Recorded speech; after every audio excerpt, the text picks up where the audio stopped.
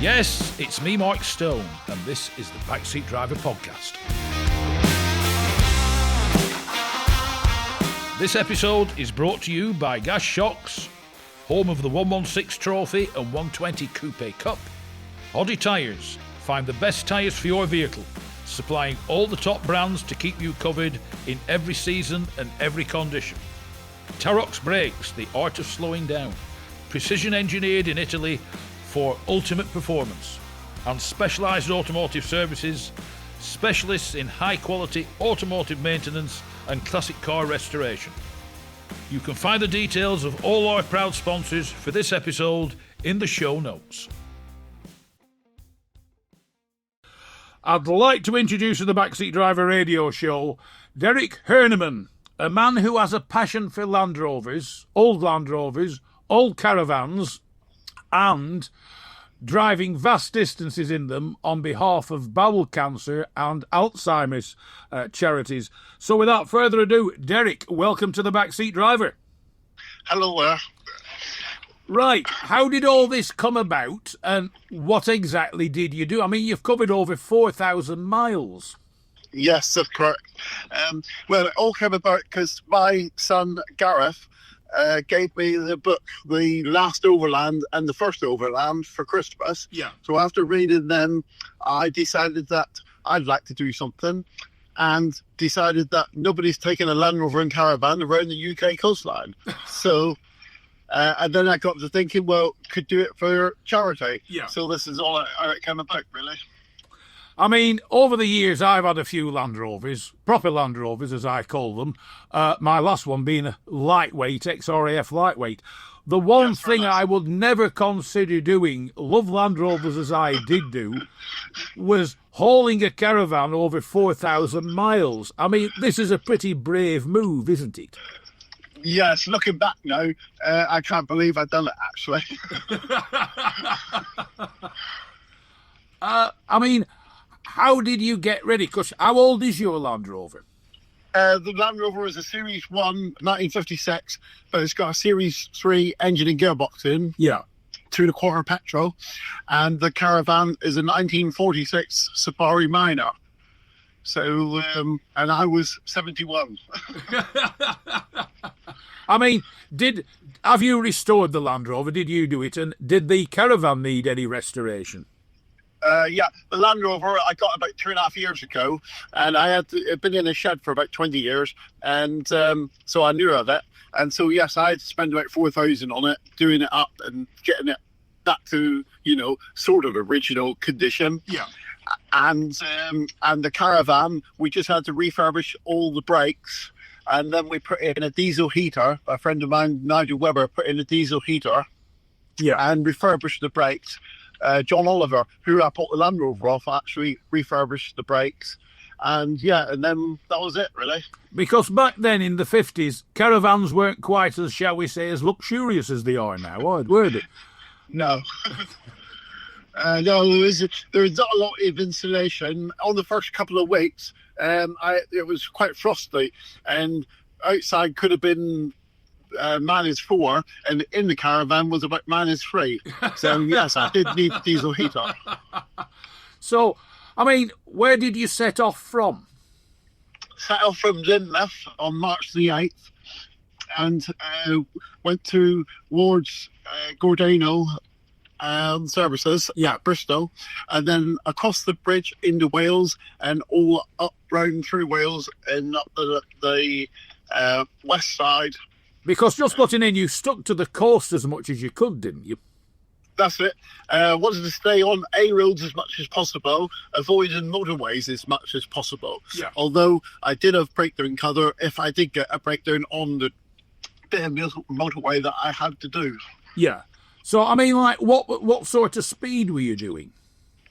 Oh, I did get up to about 42, 45 miles an hour sometimes. But average speed was nice, about 37, 38. Yeah. So from Wales, I mean, where did the route take you? I mean, just give us an idea of some of the towns that you passed through. of the first evening, I camped at Cardiff, and then the next morning went up to Abergavenny because that was inland to do a photo shoot with the Abergavenny fire station because a person of them had died from bowel cancer. Yeah. And so then back down to Cardiff, Swansea, all the way out through to St David's. That was the next night. I stopped at St David's, and then on through and up towards Birkenhead, Liverpool, into and came run up beside the Liver building. Oh yeah. And then of course you would have gone up through you come up through Lancashire and then into Cumbria, wouldn't you? Yeah, that's right. And that was an amazing trip on the left-hand side of Cumbria. I've done the other side of Cumbria all the time, but this side, going through on the coast, was absolutely amazing scenery. So, are they places you've been to before? Not really. Some, not that much, no. So, I've seen a lot of the country that I haven't seen before. Yeah. So, where did you go from Cumbria? I mean, you're getting to the stage you're in Scotland there, aren't you? Yeah, through up to into Scotland, and then out to Campbelltown. Yeah, and stopped at Moulsvale with Darrell O'Hanlon because very hospitable. He put me up for the night and gave me food, and his wife even done the washing. So carry on, guide us through Scotland as you went up the coast, because it gets quite remote as you get to the top, doesn't it? It does, yeah. All through Largs and Glasgow, went into Glasgow and broke down in the middle of Glasgow by the traffic lights. Yeah. So didn't get too worried about it, just had to get out and start going through the system and see what the problem was. Anyway, got George going again, and off we set and continued up through. Went to Gretna, stopped at Gretna Green the night, and then went to Gretna Green in the morning to the register office so George could make an honest woman of Mildred.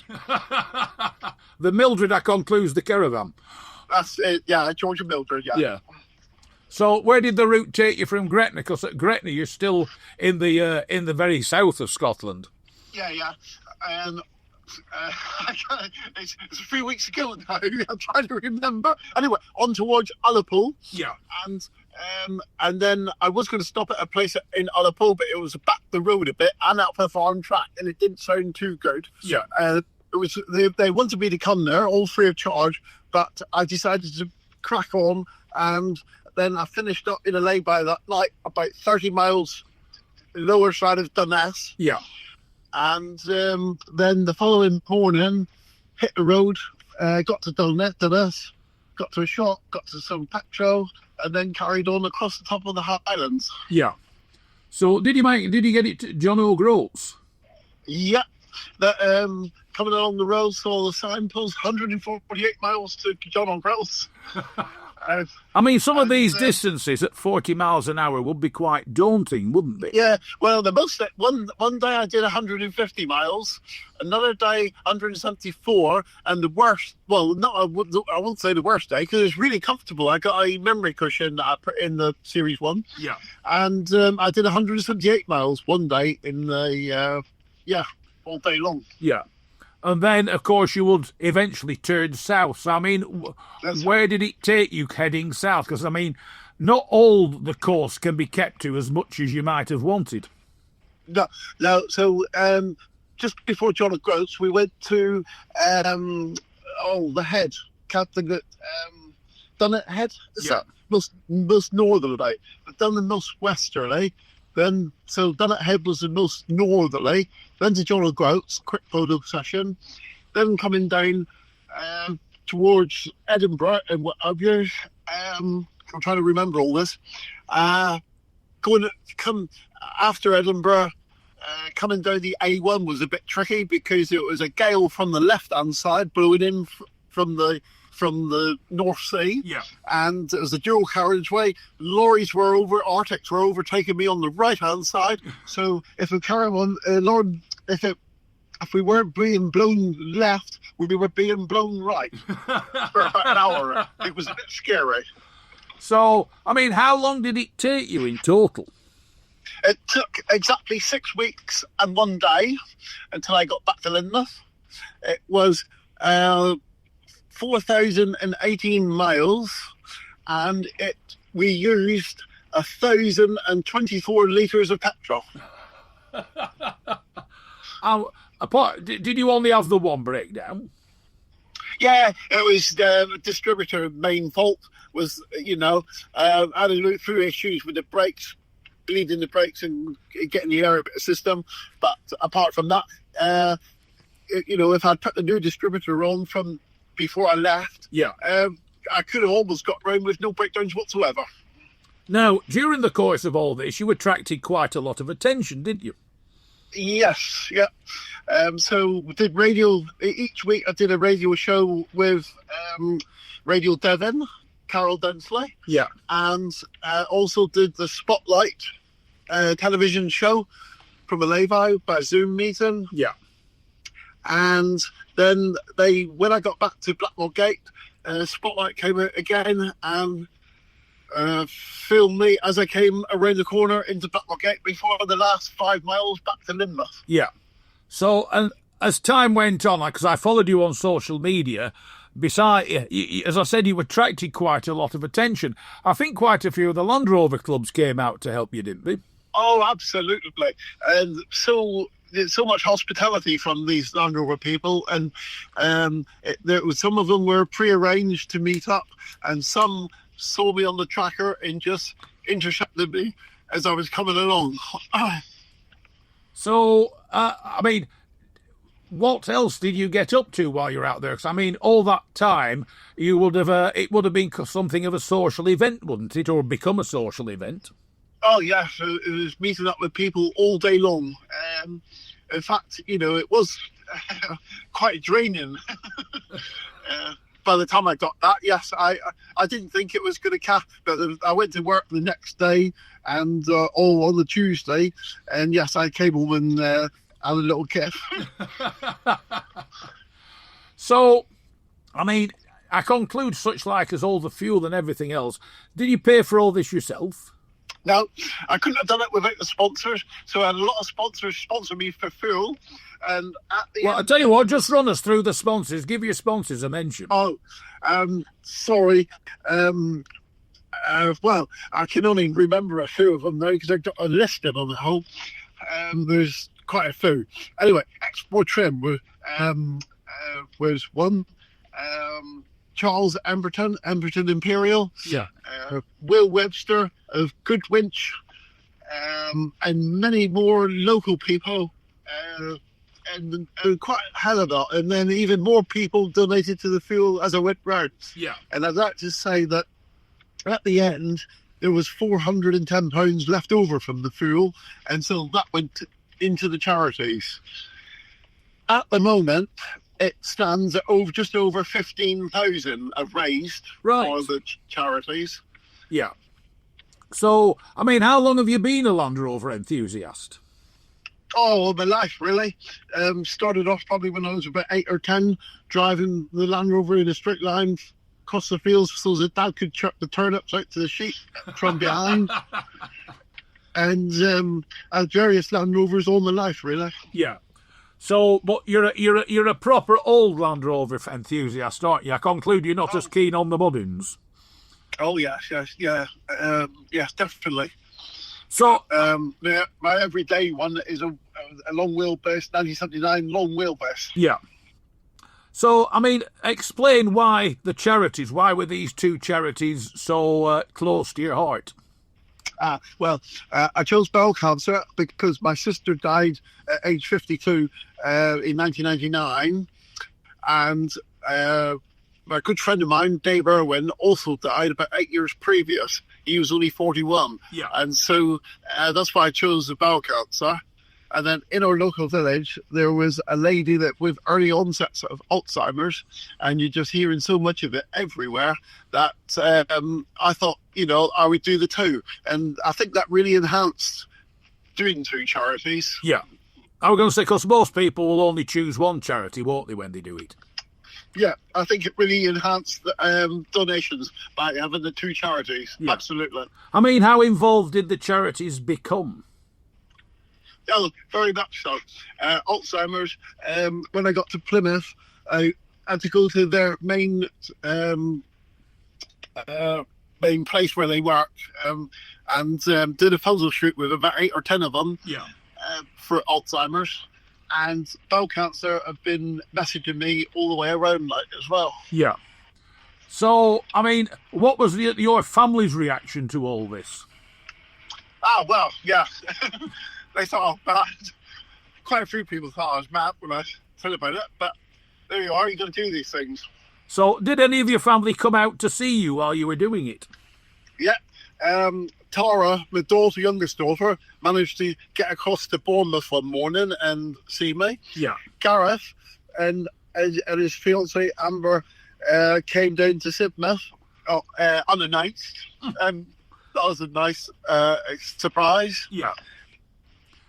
Kathy was going to come, my wife was going to come to Edinburgh, but couldn't make it because there was nobody to look after the dogs in the end and animals. Just out of interest, what do you do for a living? Everything from building work to digger driving, tractor driving, working on boats, all sorts of things. So you didn't have any problems getting time off work then? No, because I'm just like semi-retired and, so I can choose as many hours as I do or what. Yeah. I mean, when did this idea to do this occur to you? Well, basically when Gareth gave me the books. Yeah. Of the first overland and the last overland. Yeah. I thought nobody's gone around the UK coast with a Land Rover and caravan. Yeah. Give it a go. So, I mean, you own the Land Rover. How did you source the caravan? Did you order it or did you go out and try and find one? Yeah, so we had the Land Rover for about 2.5 years, and then another friend of mine from Instill, Tim Hudson, had the Land Rover for sale, and I saw it one morning, and then Kathy and myself went back and had a look at it, and we decided to buy it. Yeah. And so, that's how it all come about, really. So, because it's a short wheelbase one they use, isn't it? That's right, yeah. So, I mean, the other thing I've been told on the grapevine is you're thinking of maybe driving to the Arctic Circle. Will it be the same Land Rover and caravan, or will you choose something a little bit newer and happen a little bit warmer? No, it's going to be George and Mildred again. They will be going from Lynmouth to the Arctic Circle. And I got one other friend definitely coming in his Land Rover, but his Land Rover is still in the hedge at the moment with brambles growing over it. So he's got 2 to 3 years to restore it. Yeah. And then Wild Horses is not going to stop him from coming. He's called Richard Graham. Yeah. And he's from he lives about 2 miles away from me. Yeah. So he's local. He's coming definitely. And there could be more. Now, how do you go on about planning something like this? Just think about it, really. A good friend of mine has just given me a book, and he went to the Arctic Circle in 1966 in the Series 2A. Yeah. And then Ed Bull's father, John Bulls, is it? I think they done a trip when they were in their university years. Yeah. Anyway, so I've been reading the book and basically, just make it up as I go along, really. Yeah. So, I mean, where will that route take you?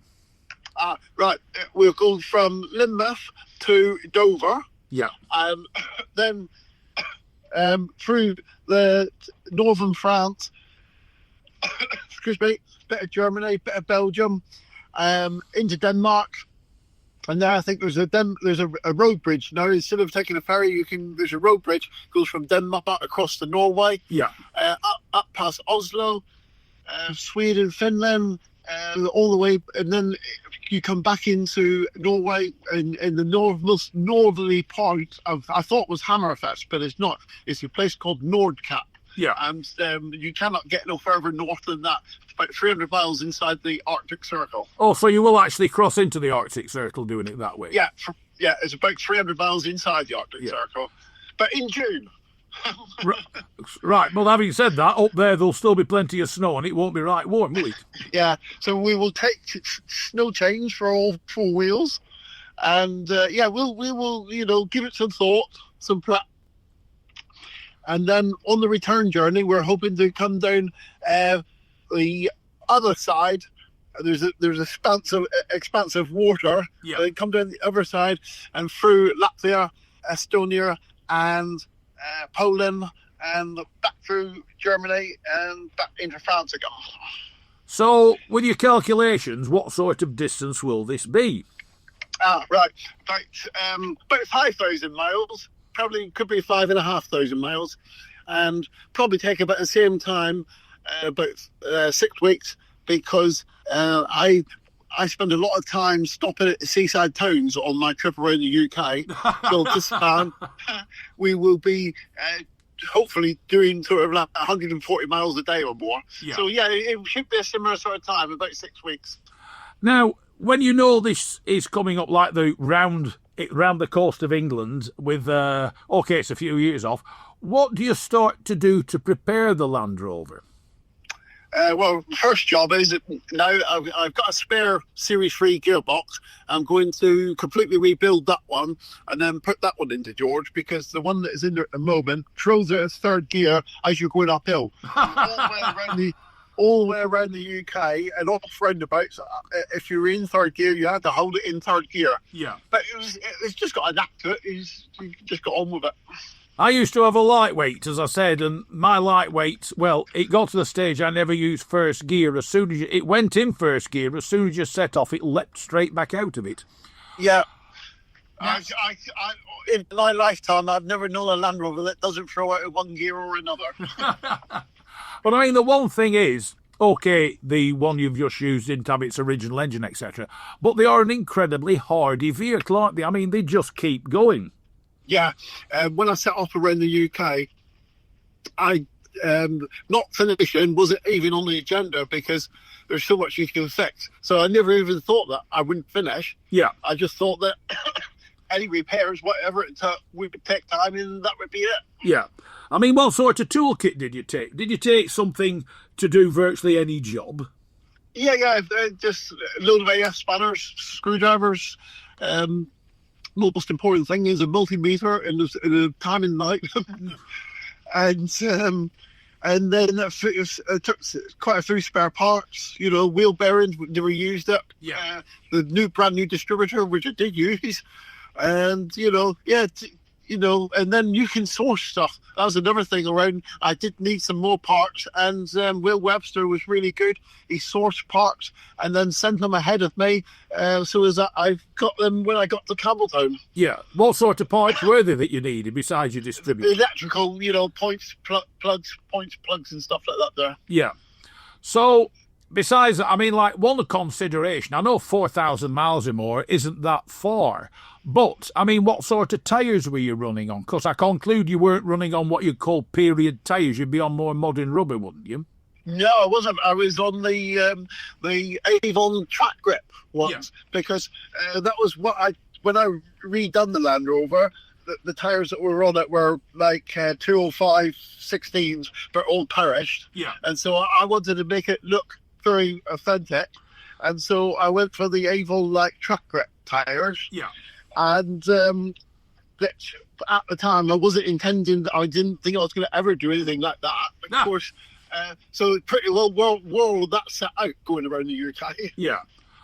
And the caravan, I mean, you say you fit a diesel heater. I mean, what sort of tyres does the caravan run on? Because, I mean, back then, 4,000 miles in a caravan of that age, that vintage, they weren't really, they might cover that in their entire life, but it wouldn't be in one hit for them, would it?